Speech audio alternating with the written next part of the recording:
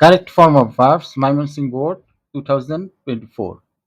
Man has unquenchable. Unquenchable means অদম্য, যেটাকে প্রশমিত করা যায় না। Thirst for knowledge. He is never satisfied with what he already has known and seen. তাহলে এটা হলো satisfied, SATISFIED, satisfied what he already has known and seen. এখন তোমরা লিখে নাও খাতাতে, বি ভার্বের পরে ভার্ব আসলে যদি সাবজেক্ট নিজের কাজ নিজেই করে, তাহলে বি ভার্বের পরে ভার্ব আসলে আইএনজি যুক্ত হয়। আর যদি সাবজেক্ট নিজের কাজ নিজে না করে, তাহলে প্যাসিভে হয়। এখানে কি সাবজেক্ট নিজের কাজ নিজে করছে? হি ইজ নেভার স্যাটিসফাইং, সে কি কাউকে স্যাটিসফাই করছে? না সে কারো দ্বারা স্যাটিসফাইড হচ্ছে? এখানে কিন্তু সে স্যাটিসফাইড হচ্ছে। এইজন্য আমরা বলবো he is never satisfied with what he already has. আসলে সেন্টেন্সের মধ্যে হ্যাজ, হ্যাভ, হ্যাড থাকলে এর পরে ভার্ব আসলে সেই ভার্বটা কি হয়? পাস্ট পার্টিসিপল হয়। কিন্তু অনেক সময় যদি হ্যাভ, হ্যাজ, হ্যাড নাও আসে, তাও আমরা বুঝে নিই যে এটা প্রেজেন্ট পারফেক্ট টেন্সে করতে হবে যদি এই ধরনের শব্দগুলো থাকে। যেমন অলরেডি অথবা রিসেন্টলি অথবা বাই দিস টাইম অথবা ইয়েট। এই ধরনের শব্দগুলো যদি সেন্টেন্সের মধ্যে থাকে, তাহলে আমরা অবশ্যই সেন্টেন্সটাকে প্রেজেন্ট পারফেক্ট টেন্সে করব। এইজন্য এইটা যেহেতু অলরেডি আছে, এইজন্য এটাকে আমরা প্রেজেন্ট পারফেক্ট টেন্সে করব। What he already has known and seen. তোমরা নিশ্চয়ই জানো যে অ্যান্ড এর পূর্বে ভার্বের যেমন চেহারা, অ্যান্ড এর পরেও ভার্বের ঠিক একই রকম চেহারা থাকবে। এর আগে কি ছিল? নোন। এখন তোমরা বলতে পারো, স্যার হ্যাজ কেন হলো না? ২ বার আর সাহায্যকারী ভার্ব বসানোর কোনো দরকার নাই। তাহলে what he already has known and seen. এখানে আর হ্যাজ বসাতে হবে না। এই হ্যাজটাই এই হ্যাজের কাজ করছে। ন্যাচারালি হি ওয়ান্টস, আমরা জানি থার্ড পারসন সিঙ্গুলার নাম্বারের পরে ভার্বের সাথে এস বা ইএস যুক্ত হয়। তাহলে হি হলো থার্ড পারসন সিঙ্গুলার নাম্বার, এইজন্য কি হবে? Wants. Naturally he wants to know and, ঠিক একই রকমভাবে অ্যান্ড এর আগে ছিল নো, তাহলে নো এর আগে কি ছিল? টু ছিল। তাহলে এখানেও আমরা বুঝে নিব যে এর আগে একটা টু আছে, কিন্তু এই টু আর দিতে হবে না। অ্যাকচুয়ালি অঙ্কের মতো টু কমন নেওয়া হয়েছে। তাহলে to know and see, more and more. তাহলে এখানেও এই টু টা যেখানে ব্যবহৃত হবে সেই টু টা অলরেডি আগেই ব্যবহার হয়ে গেছে।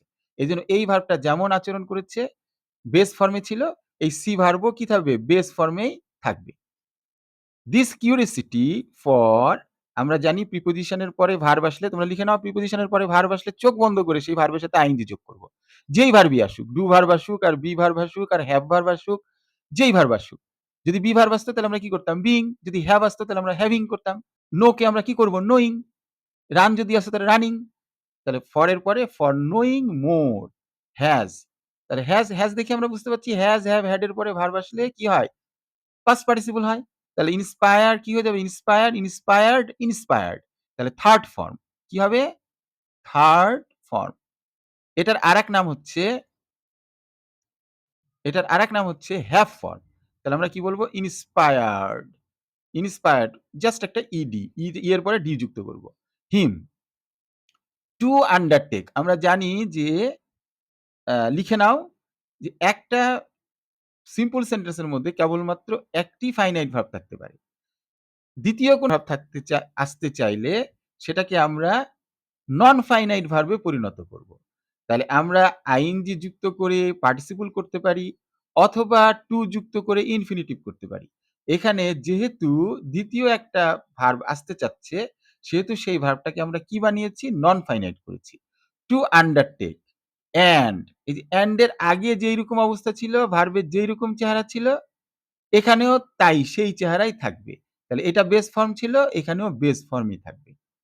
This curiosity for knowing more has inspired him, এটা তাকে অনুপ্রাণিত করেছে টু আন্ডারটেক, গ্রহণ করতে, অ্যান্ড ক্যারি, বহন করতে, ডিফিকাল্ট অ্যান্ড ডেঞ্জারাস টাস্ক, বিভিন্ন জটিল এবং ঝুঁকিপূর্ণ কাজ করতে। which eventually যেটা পরিণতিতে resulted in অথবা have resulted in কেন resulted in হলো? যেটা নিয়ে গিয়েছে পরিণতিতে in epoch making discoveries যুগান্তকারী পরিবর্তনের দিকে and inventions and led এইখানে আর দ্বিতীয়বার আমার কি বসানোর দরকার নাই। ওই have যদি আমি এইখানে বসাই, এইখানে আর have বসানোর দরকার নাই।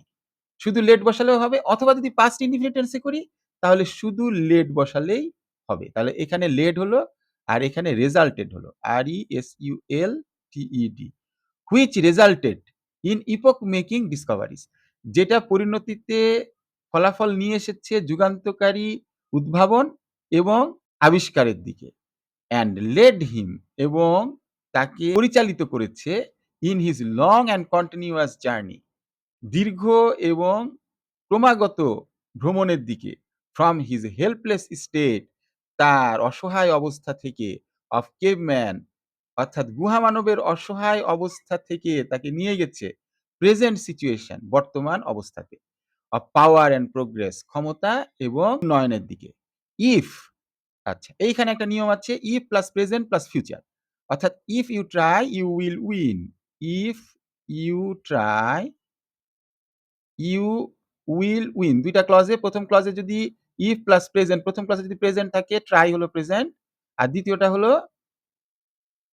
দ্বিতীয়টা হলো ফিউচার। এখন এটা যদি আমরা ট্রাইড করে দিই, এটা যদি পাস্ট হয় তাহলে এটা হয়ে যাবে উড। এটা যদি ট্রাইড করে দিই TRIED তাহলে এটা হয়ে যাবে উড। আর এটা যদি আমরা করে দিই হ্যাড ট্রাইড এটাকে যদি পাস্ট পারফেক্ট করে দিই তাহলে এটা হয়ে যাবে উড হ্যাভ ওয়ান। ঠিক তেমনি এখানে দেখো কি আছে? এখানে উড নট হ্যাভ তাহলে উড হ্যাভ আছে। তাহলে আমরা বুঝতে পারছি এর আগেরটা কি হবে? হ্যাড হবে। তাহলে if he had bin verb কি আছে? বি। এখানে ভার্ব কি ছিল? ট্রাই। তাহলে বিটা হয়ে যাবে বিন।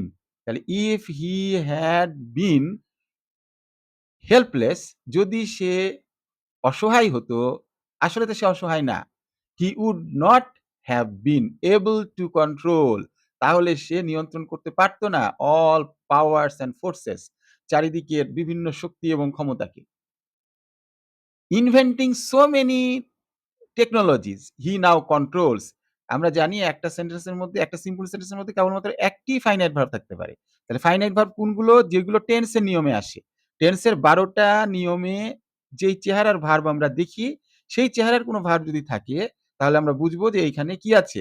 ফাইনাইট ভার্ব আছে। তাহলে এইটা কোন চেহারায় আছে বলতে পারবা? হ্যাঁ, ঠিকই বলেছ এটা প্রেজেন্ট ইনডিফিনিট টেন্সে আছে। তাহলে এইখানে আর ১ম ভার্বটা কি থাকতে পারবে না? ফাইনাইট ভার্ব থাকতে পারবে না। এটাকে আমরা কি করব? Non finite. ফাইনাইট ভার্ব মানে হচ্ছে যেই ক্রিয়ার কাজ সম্পন্ন হয়েছে। আর নন ফাইনাইট মানে যেই ক্রিয়ার কাজ সম্পন্ন হয়নি। অর্থাৎ যেটা অ্যাকচুয়ালি ক্রিয়া নয়। এটাকে আমরা পার্টিসিপল করে দিলাম। ইনভেন্টিং তাহলে কি করব? Inventing. Inventing so many technologies, he now controls almost all destructive powers and forces. নানা ধরনের টেকনোলজির উন্নয়নের মাধ্যমে সে কন্ট্রোল করছে বর্তমানে ডিস্ট্রাকটিভ ধ্বংসাত্মক ক্ষমতা এবং শক্তিকে। আজকে এই পর্যন্তই। ধন্যবাদ সবাইকে। আবার দেখা হবে। তার আগে তোমরা উত্তরটা যারা বুঝতে পারোনি তারা আরেকবার দেখে নাও।